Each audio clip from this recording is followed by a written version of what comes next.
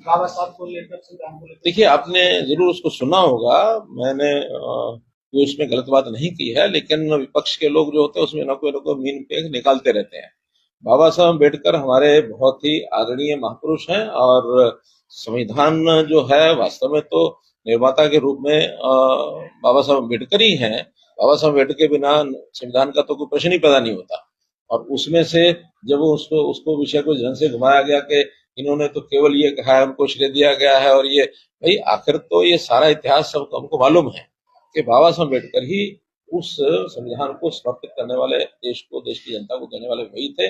वही हमारे हमेशा, सब हम जानते हैं कि देश के संविधान के निर्माता बाबा साहब अम्बेडकर है। इसको जोड़ तोड़ मरोड़ कर करके इसको, मेरे बयान को अगर डाला जाता तो ये बिल्कुल उचित नहीं है, और इसको देश की जनता बिल्कुल बर्दाश्त भी नहीं करेगी।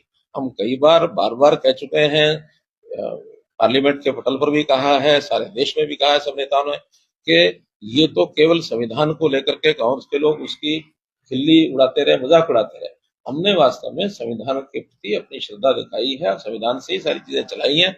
इन्होंने संविधान को कितना तोड़ा मरोड़ा है ये इतिहास बताता है, चाहे वो इंदिरा गांधी का समय हो, चाहे उससे पहले का समय हो।